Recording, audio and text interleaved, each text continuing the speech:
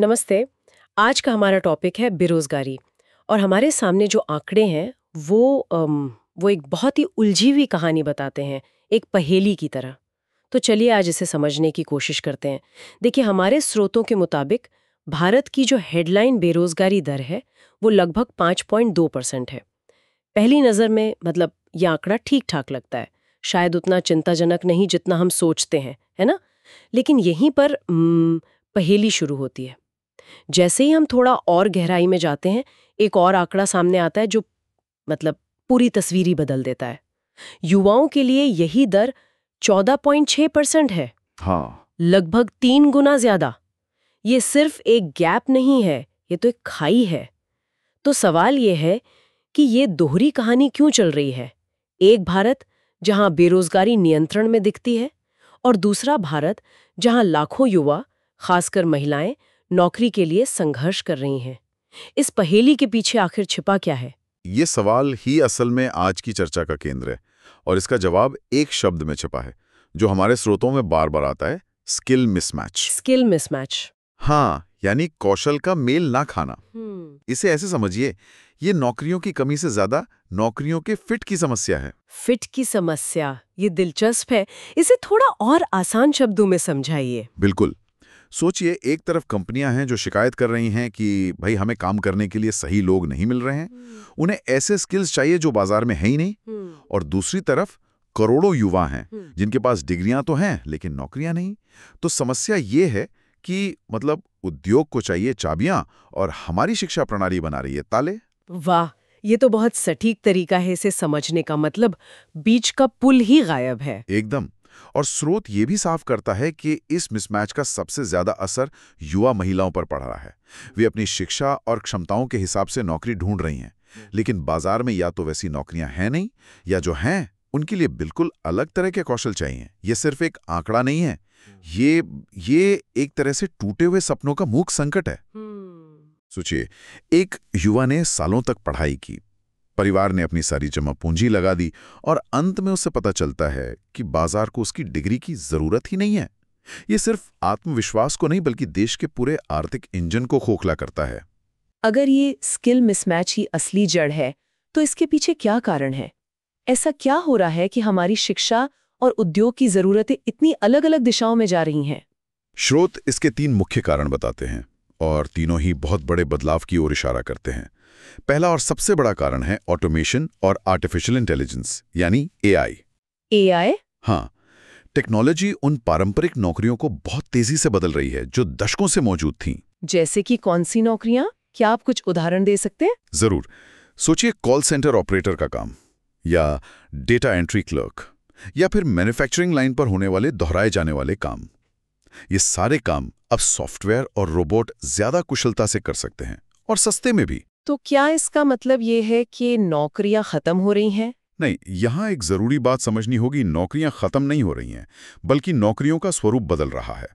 अब कंपनियां उन लोगों को ढूंढ रही हैं जिनके पास डेटा एनालिटिक्स, एआई एथिक्स या क्रिएटिव प्रॉब्लम सॉल्विंग जैसे नए जमाने के स्किल्स हों। तो पुरानी नौकरियां जा रही हैं और उनकी जगह नई, ज्यादा जटिल नौकरियां आ रही हैं। ये तो बहुत बड़ा बदलाव है, और ये मुझे सीधे दूसरे कारण पर ले आता है।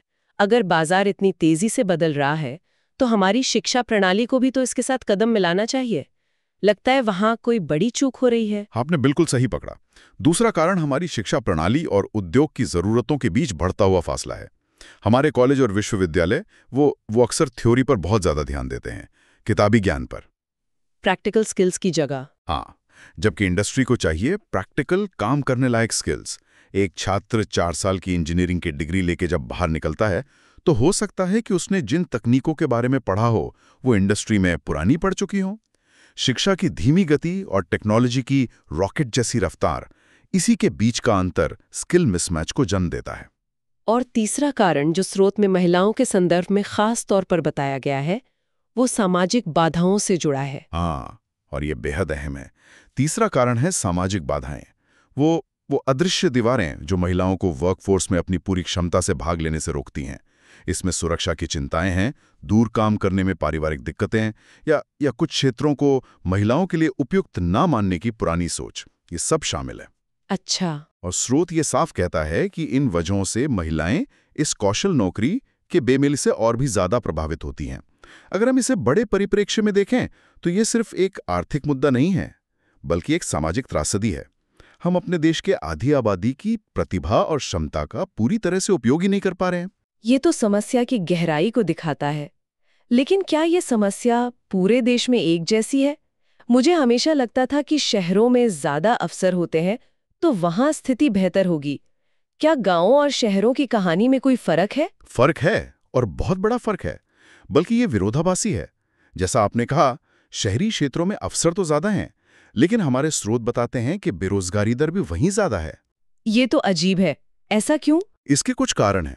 एक, शहरों में नौकरियों के लिए कंपटीशन बहुत ज्यादा है। गांव और छोटे शहरों से लोग बेहतर भविष्य की तलाश में बड़े शहरों में आते हैं, जिससे नौकरी खोजने वालों की संख्या अचानक बढ़ जाती है। दूसरा, शहरों में औपचारिक क्षेत्र की नौकरियां ज्यादा होती हैं, जहां बेरोजगारी को मापना, उसे दर्ज करना आसान होता है। अच्छा, मतलब गांव में कोई काम न होने पर भी शायद खुद को बेरोजगार नहीं मानता, वो खेती में हाथ बटाने लगता है। बिल्कुल, और यही हमें ग्रामीण भारत की तस्वीर पर लाता है। तो इसका मतलब ये है कि ग्रामीण क्षेत्रों में सब कुछ ठीक है। अगर वहां बेरोजगारी दर कम है तो क्या वहां के लोग ज्यादा खुशहाल हैं? नहीं, बिल्कुल नहीं।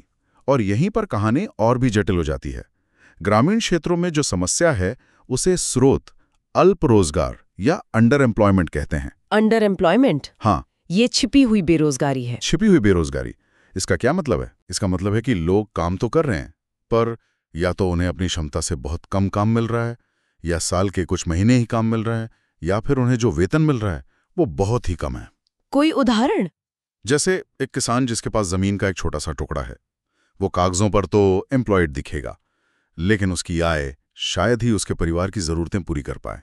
वो साल में कुछ महीने ही फसल पर काम करता है और बाकी समय लगभग खाली रहता है। ये एक ऐसी स्थिति है जहां इंसान काम पर तो है, पर तरक्की नहीं कर रहा।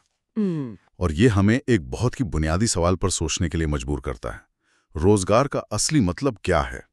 क्या सिर्फ किसी भी काम में लगे रहना ही रोजगार है, या एक ऐसा काम मिलना जो आपको सम्मानजनक आय, सुरक्षा और आगे बढ़ने का मौका दे, वो असली रोजगार है?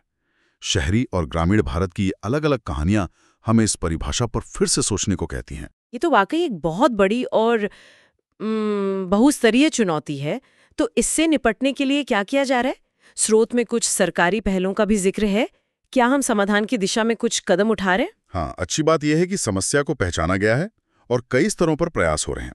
स्रोत में कई सरकारी पहलों का जिक्र है, जैसे कि स्किल इंडिया मिशन जैसे बड़े कार्यक्रम। हाँ, सुना है इसके बारे में। इनका उद्देश्य युवाओं को उन नए जमाने के स्किल्स में प्रशिक्षित करना है जिनकी उद्योग में असल में मांग है, ताकि शिक्षा और उद्योग के बीच के उस अंतर को भरा जा सके। तो ये स्किलिंग पर ध्यान केंद्रित करने की बात हुई, पर ये तो लोगों को कर्मचारी बनाने की तैयारी है। क्या उन्हें नौकरी देने वाला यानी उद्यमी बनाने के लिए भी कोई प्रयास हो रहा है? बहुत अच्छा सवाल है। हाँ, इसके लिए भी पहले हैं। स्टार्टअप्स और एमएसएमईज यानी छोटे और मझोले उद्यमों को बढ़ावा देने के लिए वित्तीय सहायता और आसान नीतियां बनाई जा रही हैं। इसके पीछे का विचार यही है कि युवा सिर्फ नौकरी खोजने वाले ना बने, बल्कि नौकरी देने वाले भी बने। सही बात है। अगर छोटे उद्यम बढ़ेंगे तो वे स्वाभाविक रूप से ज्यादा नौकरियां पैदा करेंगे। इसके अलावा ग्रामीण क्षेत्रों में भी कृषि पर निर्भरता कम करने के लिए फूड प्रोसेसिंग, लोकल टूरिज्म, इन जैसे क्षेत्रों को बढ़ावा देने की भी योजनाएं हैं। ये सब सुनने में तो बहुत अच्छा लगता है। स्किलिंग प्रोग्राम, स्टार्टअप्स को बढ़ावा। लेकिन हम इस तरह की योजनाओं के बारे में सालों से सुनते आ रहे हैं। क्या स्रोत इस बारे में कुछ बताता है कि जमीनी स्तर पर ये कितनी प्रभावी है? सबसे बड़ी चुनौती क्या है? और यही सबसे महत्वपूर्ण सवाल है। यहाँ जो सबसे बड़ी चुनौती है वो है इन समाधानों का पैमाना, स्केल। भारत एक विशाल देश है जहां हर साल लाखों युवा नौकरी के बाजार में आते हैं। तो इन अच्छी और नेक इरादों वाली योजनाओं को देश के कोने कोने तक, करोड़ों लोगों तक प्रभावी ढंग से पहुंचाना, ये अपने आप में एक हिमालय जैसी चुनौती है। योजनाएं बनाना एक बात है, और उनका सही तरीके से कार्यान्वयन मतलब इम्प्लीमेंटेशन, और वो भी आखिरी व्यक्ति तक पहुंचना बिल्कुल दूसरी बात है। इन पहलों की सफलता इसी पर निर्भर करेगी कि वे कितनी तेजी से और कितनी गुणवत्ता के साथ लागू होती हैं। ये तो हुई व्यवस्था और सरकार की बात। लेकिन चलिए अब इसे थोड़ा व्यक्तिगत स्तर पर लाते हैं। इस पूरी स्थिति को देखते हुए एक युवा जो आज नौकरी की तलाश में है, वो अपनी संभावनाओं को बेहतर बनाने के लिए क्या कर सकता है? क्या वो सिर्फ सिस्टम के बदलने का इंतजार करे या उसके हाथ में भी कुछ है? ग्रेजुएशन पूरी की है। ठीक है। तो पहली और सबसे जरूरी सलाह प्रिया के लिए यह है कि वो सिर्फ अपनी डिग्री पर निर्भर ना रहे, बल्कि उद्योग प्रासंगिक कौशल मतलब इंडस्ट्री रेलेवेंट स्किल्स हासिल करे। वो ऑनलाइन कोर्स, सर्टिफिकेशन या वर्कशॉप के जरिए डिजिटल मार्केटिंग, डेटा साइंस या किसी खास कोडिंग भाषा जैसे मांग वाले कौशल सीख सकती है। और अनुकूलनशीलता यानी अडेप्टेबल बने रहने के बारे में भी कुछ कहा गया है। प्रिया के लिए इसका क्या मतलब होगा? इसका मतलब है कि प्रिया को यह समझना होगा कि आज का नौकरी बाजार बहुत तेजी से बदल रहा है। जी। जो स्किल आज काम का है हो सकता है 5 साल बाद ना हो, इसलिए उसे हमेशा सीखते रहने के लिए तैयार रहना होगा। किसी एक भूमिका या उद्योग से बंद कर नहीं रहना चाहिए, बल्कि नए अवसरों के लिए अपने दरवाजे और दिमाग दोनों खुले रखने होंगे। और नेटवर्किंग की भूमिका एक छोटे शहर की प्रिया के लिए ये कितना महत्वपूर्ण है? बहुत ज्यादा महत्वपूर्ण। तीसरी सलाह है इंटर्नशिप और नेटवर्किंग का पूरा लाभ उठाना। इंटर्नशिप प्रिया को सिर्फ किताबी ज्ञान से आगे बढ़कर असली दुनिया का अनुभव देगी। बिल्कुल। और नेटवर्किंग का मतलब सिर्फ बड़े लोगों से मिलना नहीं है, बल्कि अपने क्षेत्र के लोगों से जुड़ना, सीखना, संबंध बनाना है। अक्सर सही अवसर सही संपर्क से ही मिलता है, और आज के डिजिटल युग में ये छोटे शहरों से भी संभव है। बिल्कुल। और आखिरी और शायद सबसे मुश्किल सलाह है मानसिक दृढ़ता बनाए रखना। नौकरी खोजना एक कठिन और अक्सर निराशाजनक सफर हो सकता है। प्रिया को बार बार अस्वीकृति का सामना करना पड़ सकता है। स्रोत इस बात पर जोर देता है कि इस प्रक्रिया में सकारात्मक रहना, मजबूत रहना बहुत जरूरी है। ये एक मैराथन है, स्प्रिंट नहीं। लगातार कोशिश करते रहना और हार ना मानना ही सफलता की कुंजी है। तो आज की इस पूरी चर्चा को अगर हम समेटें तो ये साफ है कि भारत में बेरोजगारी की कहानी सिर्फ एक 5.2% के आंकड़े की कहानी नहीं है।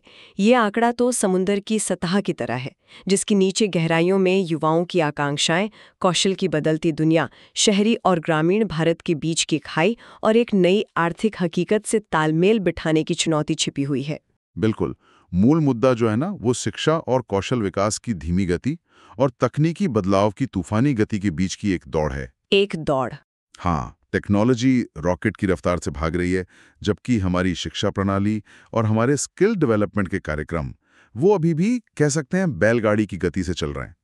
दोनों के बीच का ये अंतर जितना कम होगा, स्थिति उतनी ही बेहतर होगी। ये सिर्फ पाठ्यक्रम बदलने की बात नहीं है, ये तो सीखने और सिखाने के पूरे तरीके को बदलने की क्रांति लाने की बात है। आज की ये चर्चा एक विचार के साथ समाप्त करते हैं। हमारे श्रोतों में सरकार की भूमिका और नौकरी खोजने वाले व्यक्तियों की जिम्मेदारियों पर काफी ध्यान दिया गया है, लेकिन यह एक बड़ा सवाल उठता है। इस कौशल के अंतर को पाटने में निजी उद्योगों और बड़ी बड़ी कॉरपोरेशनों की क्या भूमिका है? बहुत जरूरी सवाल है। क्या उनकी जिम्मेदारी सिर्फ एक नियोक्ता के तौर पर तैयार प्रतिभा को काम पर रखने तक सीमित है, या फिर प्रतिभा को तैयार करने में एक सक्रिय भागीदार के रूप में भी है? क्या उन्हें सिर्फ पके हुए फल का इंतजार करना चाहिए, या फिर उस पेड़ को सींचने में भी निवेश करना चाहिए जहां से ये फल आएगा?